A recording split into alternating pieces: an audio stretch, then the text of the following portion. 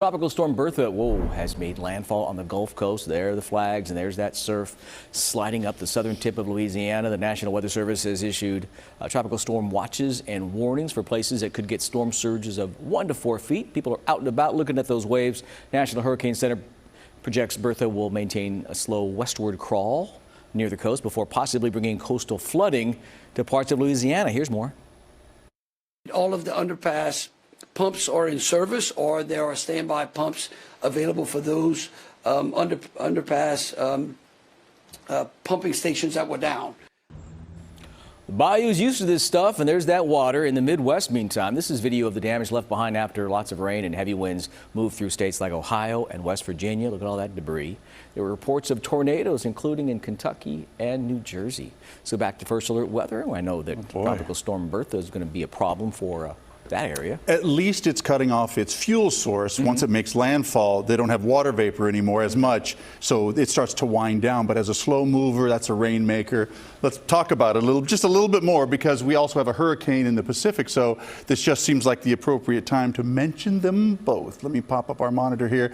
There's Bertha right there. You can see kind of just barely hanging on to any sort of status at all before it just becomes an organized area of thunderstorms. But you can see how it's hugging the Gulf Coast right now, so plenty of rainfall with that. Not as strong of winds, but nevertheless they'll be a factor. You get over toward our coast and much farther south, you can see Baja Peninsula there, and in general Mexico. That's Fausto. That'll continue to go to the west, so it's not a concern of ours, but it is a hurricane out there. So remember, we watched some moisture from the last one that got dragged on through pop up some added showers that hit, I think a few areas in West Sacramento, just because we added some more moisture to it.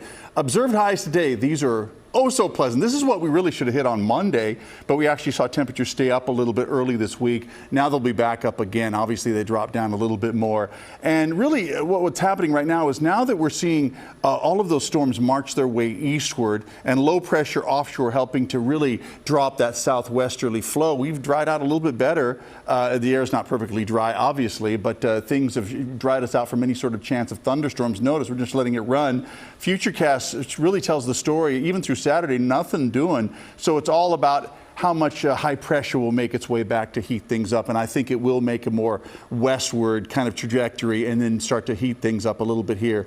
Overnight lows, you can see right there in the 50s and 60s. They were in the upper 60s, so no surprise yesterday's numbers were a little out of control because of overnight lows being a little out of control. But I think we're back into a summer-like weather at or around normal conditions, or below normal. At or around is about the same thing. So, but in general, those 90s stick around for the foothills and the 80s in general for the Sierra.